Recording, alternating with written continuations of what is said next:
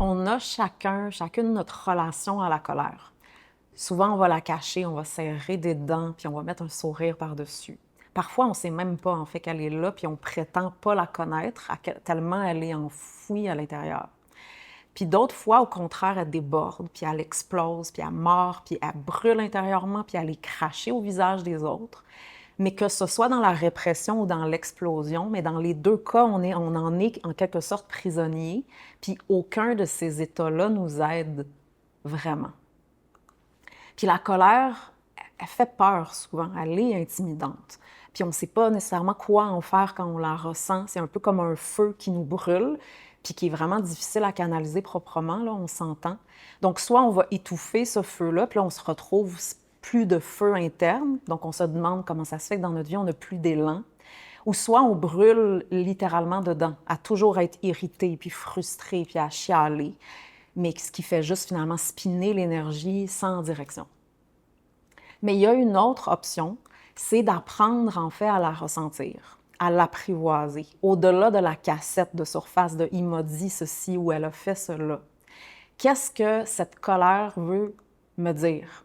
Et si au lieu de la craindre puis de la subir, mais doucement je la reconnaissais, et si plutôt de la laisser me consumer, j'apprenais à transformer cette énergie-là en un élan pour ma vie.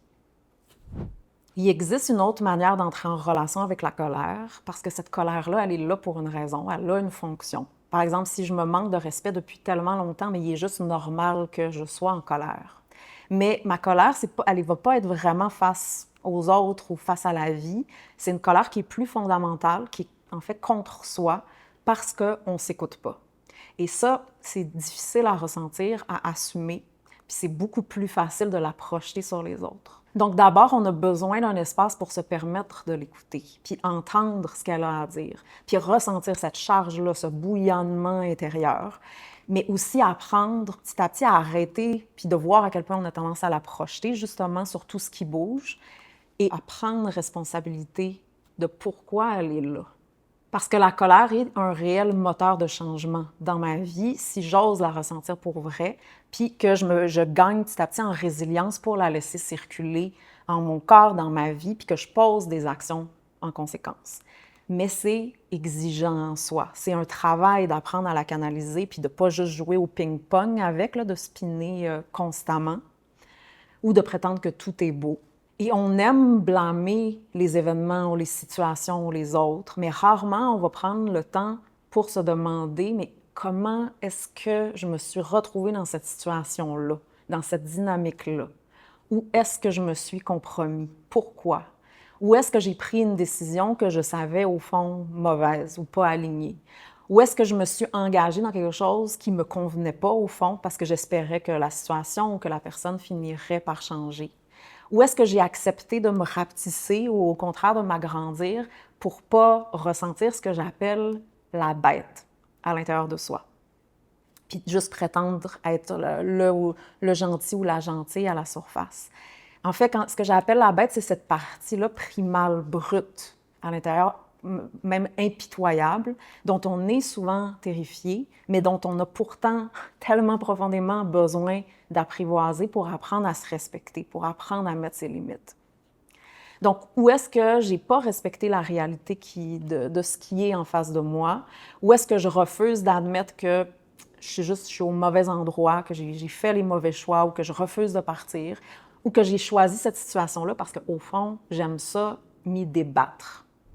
Comme toute sensation, comme la douleur, la colère, c'est un messager.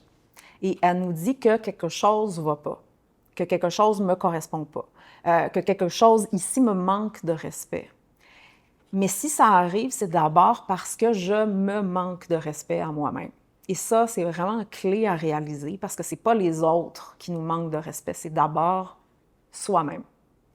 Et cette prise de responsabilité, c'est puissant de le réaliser, de le voir. C'est même en fait la seule porte qui mène à un véritable changement. Et quand on prend le temps de décoder le message que notre corps, que notre psyché, que notre vie entière est en train de nous renvoyer, bien, on finit par trouver la racine du problème. Et là, de là, on peut doucement voir comment ajuster notre position, nos choix, notre vie, pour aller dans une direction où la colère peut enfin se dissiper, c'est-à-dire être remise en circulation. Parce que c'est pas une mauvaise chose en soi, la colère. C'est beaucoup d'énergie, là. Tu sais, si on pense à toute la chaleur qu'elle génère, le feu, la rage, quand c'est bien dirigé, mais cette chaleur-là va nous propulser en avant et beaucoup plus rapidement.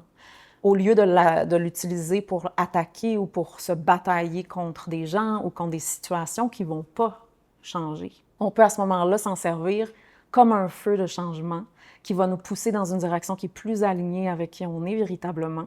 Donc, utiliser ainsi cette énergie, finalement, remet notre vie en mouvement, se met à recirculer dans notre corps, puis de là, les transformations peuvent se produire.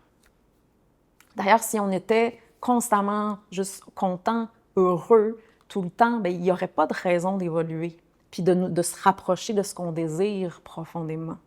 Et la colère, c'est aussi ça, même si c'est vraiment inconfortable à ressentir, le moment où on touche à nos aspirations les plus profondes et qu'on réalise en fait à quel point on y est loin, ça va créer une frustration et une colère, puis ça va se pousser à l'intérieur de soi. Et donc, au lieu de projeter cette sensation-là qui s'éveille contre les autres ou de se sentir victime de sa réalité ou de vite l'étouffer puis prétendre que j'ai rien ressenti de tout ceci, on peut la reconnaître pour ce qu'elle est, c'est-à-dire c'est un appel à travailler pour ce qu'on veut vraiment, pas à pas. Et de là, quand je l'apprivoise, de là, il y a une force, puis il y a une persévérance qui se met à jaillir, qui est en fait, on est prêt à tout pour ne jamais plus se laisser tomber à nouveau. Et quand elle est assumée plutôt que refoulée, digérée afin de mieux se comprendre, puis petit à petit canalisée, la colère devient, comme je disais, un carburant puissant pour avancer. Puis à ce moment-là, en fait, elle cesse même d'être de la colère.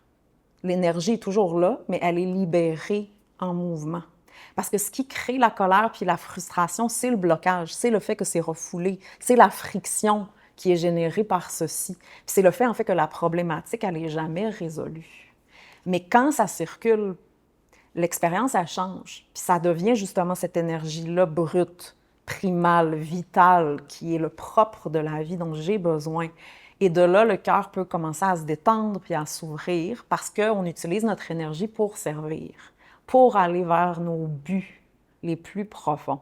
Donc, tout ce qu'on rencontre sur notre chemin, aussi négatif que ça puisse sembler au premier abord, devient un allié, peut être un allié. La porte d'entrée même vers vous-même, puis vers votre chemin. Si j'accepte en fait de voir la leçon que ça me pointe, puis que si je suis capable d'en digérer le message, les messages. Et donc, les plus grands obstacles peuvent devenir finalement nos plus grandes opportunités. Rien dans la vie est contre nous. Et la richesse de la vie, c'est justement que tout ce qu'on rencontre finalement est là pour nous pousser vers l'avant. Mais souvent, même si on dit qu'on veut changer, bien, on ne veut pas vraiment avancer. Et donc, on va recevoir ceci, ce qui nous pointe comme une agression. Donc, c'est vraiment une question d'attitude, de vouloir voir les choses qui nous arrivent dans cette optique-là. Et quand c'est le cas, puis quand on se fait brasser par la vie, puis que ça réveille une colère intérieure, bien, on la prend comme un cadeau, on réalise le cadeau, en fait, que c'est. Parce que ça va réveiller l'inertie, ce qui est latent, ce qui est léthargique à l'intérieur de soi. Puis si on accepte cette médecine-là, qui est bittersweet, ça va me faire avancer où j'étais justement en train de me laisser mourir. Donc, on a peur de la colère puis de ce qu'elle va nous pointer, de ce qu'elle va exiger, en fait, de nous. Puis on préfère souvent un confort inconfortable, puis le fait d'être flatté dans le sens du poil. Mais c'est pas ça qui va nous permettre d'évoluer. Donc, si vous vivez de la colère, ou au contraire que vous êtes incapable, en fait, d'y accéder ou d'y toucher, ou que vous vivez tout autre symptôme dans votre vie dans lesquels vous vous sentez pris là, en boucle, puis que vous souhaitez une fois pour toutes aller à la racine de cette problématique-là, puis trouver l'opportunité cachée dans la situation que vous vivez, c'est dans ce sens-là que je travaille dans les sessions 1-à-1. Donc, à ce moment-là, n'hésitez pas de me contacter et on va pouvoir regarder si c'est un bon fit, puis si c'est ça, en fait, qui vous manque, justement, dans votre vie en ce moment pour vous retrouver, puis pour finalement pouvoir passer au prochain niveau.